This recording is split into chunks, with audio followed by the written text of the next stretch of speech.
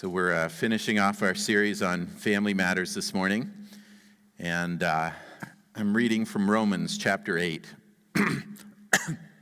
Romans chapter 8 and starting at verse 12. Paul writes, "Therefore, dear brothers and sisters, you have no obligation to do what your sinful nature urges you to do. For if you live by its dictates, you will die. But if through the power of the Spirit you put to death the deeds of your sinful nature, you will live. For all who are led by the Spirit of God are children of God. So you have not received a spirit that makes you fearful slaves. Instead, you received God's Spirit when he adopted you as his own children. Now we call him Abba, Father, for his Spirit joins with our spirit to affirm that we are God's children. And since we are his children, we are his heirs. In fact, together with Christ, we are heirs of God's glory.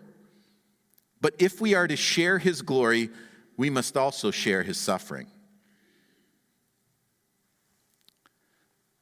So you remember when you were a kid, and there was that sense of wonder at the world, and everything was new and fresh.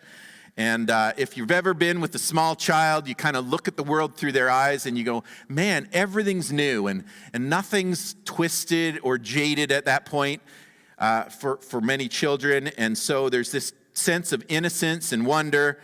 But when you were a kid, if you've forgotten this part, there was also the sense that somebody else was making a lot of your choices for you. Whether it was teachers or parents or even older siblings, anybody seemed to be able to tell you what to do, right? And that's not the fun part of childhood. They tell you, you can't do that, you've got to do this first. Maybe when you're older, when you've had enough right now, you better stop. It's time to go home, it's time to practice the piano, it's dinner time, it's homework time, it's bedtime. It's time to get up for school. And the list goes on and on. Clean your room, clean your plate, stand up, don't slouch. I wish I'd listened to that one. Speak up, eat up, but don't talk with your mouth full. There's all kinds of rules, all kinds of directions, all kinds of instructions. And you kind of feel a lot of the times as a kid, it's like, do I have to? Like, does that sound familiar to you? You recognize that attitude? It's one of the things that, right or wrong, we always thought as kids. We thought that all these rules, somebody always telling me what to do, but when I'm a grown-up, I'm going to do what I want when I want. I'm going to make all the decisions, and I'm not going to have to do anything that anybody else says. I'm not going to have any list of you have to this and you have to that. How's that working out for you, adults? Like, is that the way it is? Or is it funny enough that you find there's still this list of have-tos that you're not sure about and you're not sure where they came from and you didn't recognize it as a kid, but now there's this list of things that you feel compelled to do. And sometimes it's you really have to, and sometimes it's just, well, considering this and that, or because of some other choices I've made, I have to go here. I have to do that. I have to get this done first. I have to do it in this order or in this priority. And it's not all what we want to do, right? It's not the list of things and the absolute freedom that we imagined. And so sometimes we can walk around from childhood on feeling like there's rules and there's expectations and there's pressures and there's stuff we have to do. And even if you kind of feel like there's a choice, you still feel like, well, there's sort of a choice, but there's consequences. And that kind of takes away the joy of kind of doing what you want. Paul starts off this passage. He's writing to the church in Rome. He's never been there. This isn't like the other letters that he writes where he's writing to a church that maybe he even started, where he had told them about Jesus and that was their first contact. This is a church he's never visited. He doesn't really know these people, but he's trying to give them the basics of the faith. And here he says something, if you were paying attention earlier, the very first line, is kind of weird. He says, therefore, dear brothers and sisters, you have no obligation to do what your sinful nature urges you to do. Think about that for a minute. Dear brothers and sisters, you've got no obligation to do what your sinful nature urges you to do. This just in, good to know, I don't have to sin. That's a weird thing to say. For many people, that kind of sounds like, you don't have to have dessert. Right? Like, you don't have to. Nobody's forcing you to. And Paul's saying it like you don't have to sin, but isn't sin some things that are kind of fun? Aren't they things that are not that bad? And it's something that we do, yeah, and it's maybe not the best, and we kind of shouldn't, but it's kind of like dessert, right? You just, not really that bad. A little bad for me, but oh well. Christians aren't perfect. We're just forgiven, right? So it's okay. And if we look at it that way, it's kind of an odd thing for Paul to say. He's saying you really shouldn't, but it would make more sense if he said something different. And so he says, you have no obligation to do what your sinful nature urges you to do. But then he goes on to say, for if you live by its dictates, if you live by your sinful nature's dictates, if you do that, you'll die. But if through the power of the Spirit you put to death the deeds of your sinful nature, you'll live. So he's saying you have this sin nature, and you don't have to keep doing what it tells you to do, but you should also know that there's kind of consequences. Like, if you live by the dictates of the sinful nature, you'll die, but if through the power of the Spirit you put to death the deeds of your sinful nature, you'll live. And he pits the sin nature against being Spirit-led, and he goes, you can choose one or the other. Like you can go this way or you can go that way. You can listen to one voice or you can listen to the other voice. You can make an A or B decision here. And there's consequences for it, and so he says, you choose. You give in to sin or you get led by the Spirit. One or the other is going to rule you. One or the other is going to have the last say. But he says one is kind of destructive, self-destructive, and one leads to life. It's kind of like Bob Dylan said back in the day, you got to serve somebody, right? Maybe the devil or it may be the Lord. You can follow sin or you can follow the Spirit, but there's kind of no way in between them. But just in case you hear that, and if you can go back to the verse there, Chris. So the verse is, if you live by the dictates of the sinful nature, you'll die. But if through the power of the Spirit you put to death the deeds of your sinful nature, you'll live. That kind of sounds like a threat, doesn't it? Like if you're tempted to hear it that way, if you hear it and say, what are you saying? If I sin, I'm going to be punished with death. But if I do what you tell me to do, if I do the right thing and listen to the Spirit, I'll get to live. It sounds like God is kind of threatening you. But if you're tempted to take that life and death thing as a threat, then listen to the next verse. As he continues, he says, for all who are led by the Spirit of God are children of fear. All who are led by the Spirit of God are children of God. So you have not received a spirit that makes you fearful slaves. And that puts a new twist on it, right? Because if you take it as a threat, you'd think, well, what are threats supposed to do? They're supposed to make you scared, right? You're supposed to hear the threat. If you do that, the punishment is coming. If you sin, I'll kill you. That's what it sounds almost like it's saying. But obviously that's not what he means, because in the next breath he says, for all who are led by the Spirit are children of God, but you have not received a spirit that makes you fearful slaves. So you aren't supposed to be scared. You're not supposed to feel like a slave that has to do it or else. So whatever else he means, Paul doesn't mean that God is threatening you, that he's going to kill you. He's going to punish you with death if you sin, and he's going to allow you to live if you don't.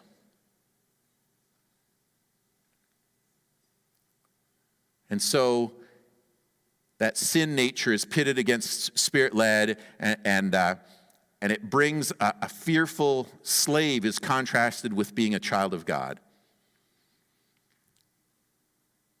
And so now there's kind of something developing here. So the sin nature, it isn't just that it leads to death, it's that it makes you a fearful slave. And it's not just that the Spirit of God, being Spirit-led, leads to life. It means that you're a child of God. And so you're not a slave, you're a child of God. And so that puts a new spin on it. And so it's the opposite of being scared. It's actually something that makes you secure, like a child rather than a slave. In ancient times, a slave really had no status in the household. They had to be in order not to get beaten.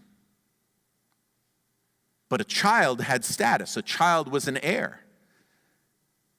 And so there might be rules for them, but they had worth. They had value in the household.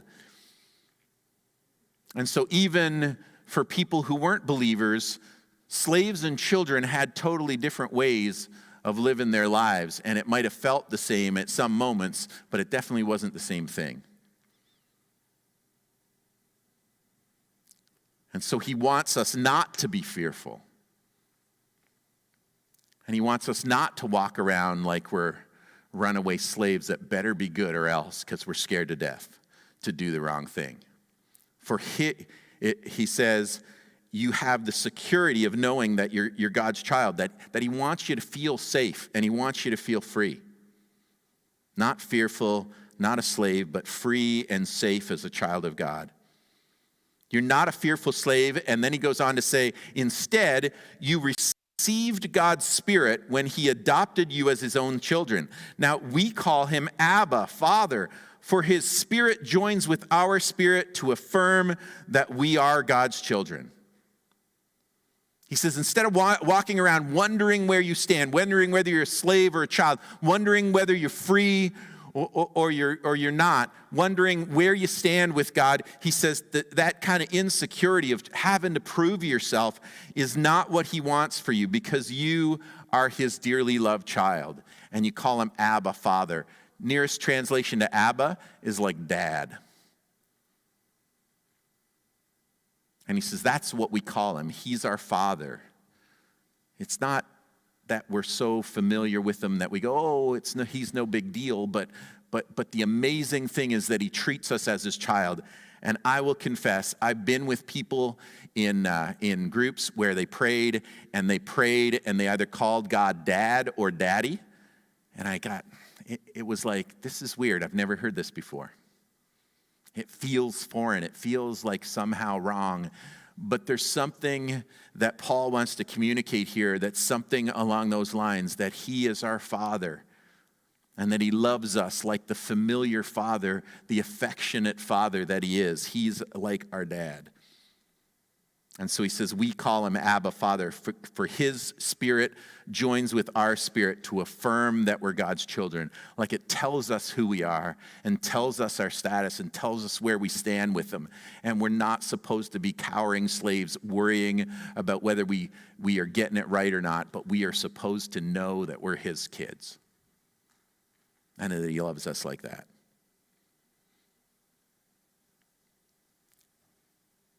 He's our loving Father. We should feel the security of knowing that.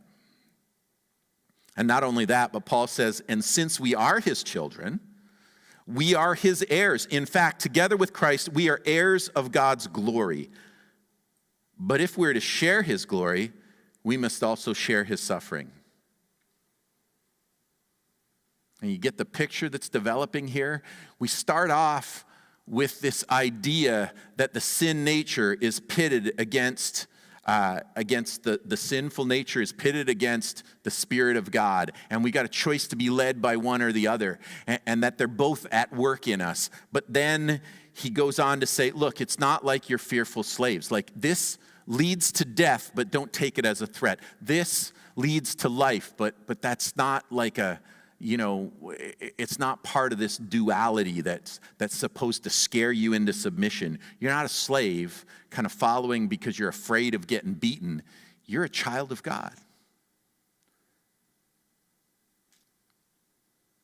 And so in that context, it makes it a little difficult to understand that original affirmation, because if we walk around feeling like a child of God and feeling safe and secure, what does it mean to say to us that you have no obligation to your sinful nature? That you don't have to give in to it? But I thought we were forgiven. I thought we were children. I thought we were the kids who could get away with stuff.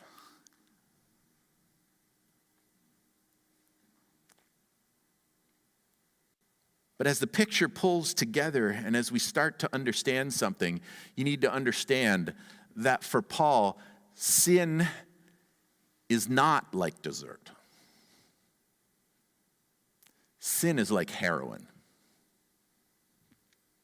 And so when he tells us, you don't have to do that, he's pulling us away from our addiction to self-destructive behavior. No one here, if someone they loved said, I'm thinking of taking up heroin. Want to come join me? What would our reaction be? We'd be like, no, don't do that. That's not a good idea. It may sound like it'll feel good, but it's totally destructive. It'll ruin you. It'll wreck your life. Don't go there. Don't make that decision. Don't fall prey to that. Find another way. Make another choice. Get a different way to cope with your stresses. And we'd say it with all sincerity because we know heroin destroys people. And so when we look at sin like dessert, like it's bad, but it's not that bad. It's bad, but we can just get forgiven for it. Like, it'll be okay in the end. We'll go, oh, sorry, and we'll go to the gym or something. Maybe. We'll think about going to the gym. That'll make it better. But he goes, no, it's like heroin. It's totally self-destructive. Sin will wreck you. And so when God tells us stuff that he wants us to do or he doesn't want us to do, it's not to spoil our fun. It's not because he's some kind of killjoy. It's because he knows that will ruin us. It'll change who we are. It'll change our entire personality. It'll ruin everything that he's trying to do in us and for us to build us up into good people and the people that he wants us to be. And no parent wants their kid to get into heroin, and no loving heavenly father wants his children to fall prey to sin, because sin leads to death.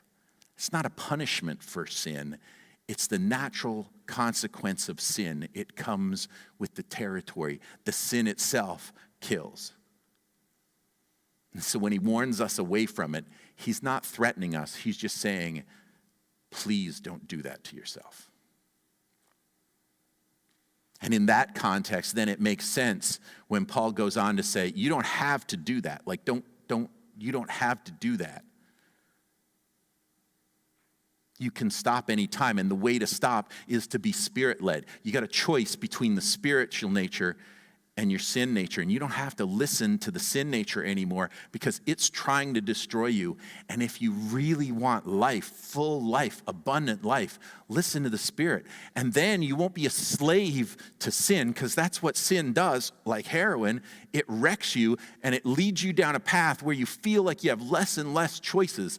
But if you follow the Spirit of God, it leads to freedom. He's not meaning to enslave you to something. He's trying to free you from something. And so you're not a fearful slave. You're a child of God. You've got security. You've got status because he's your father. And you're an heir to the promise of his glory. Like you're headed somewhere that's worth going. And you're inheriting something that's worth having. Your new self is standing with Jesus. and inheriting what Jesus inherits from the Father.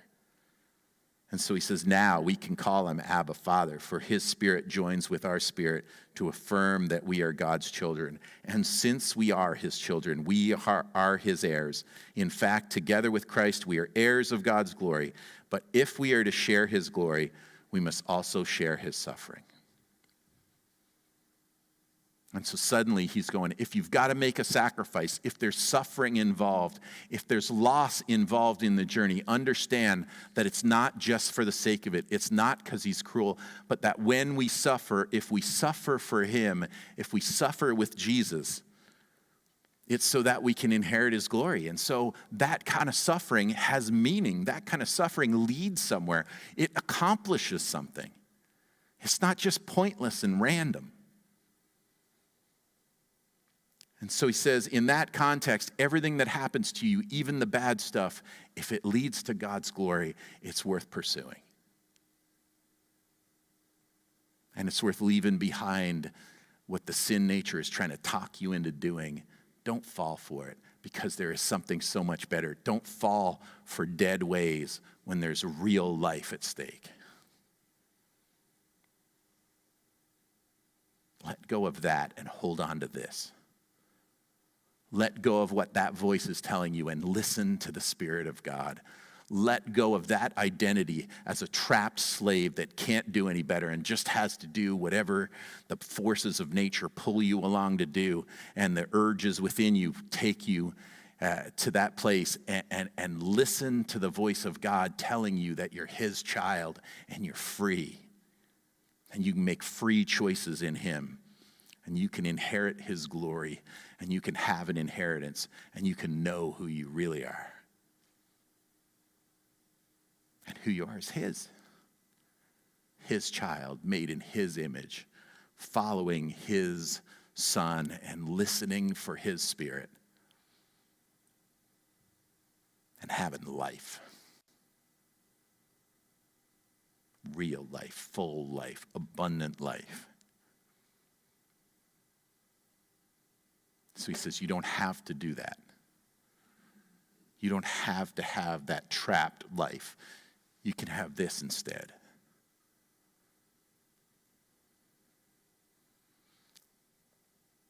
And so he beckons us to go in a direction that would tell us that we know who we are, and that nothing is more important in defining who you are than the fact that you are a child of God. And his voice stretches out through the centuries, across time and distance, and it makes the same invitation to us. You don't have to do that anymore. You can go here instead. You can be this instead.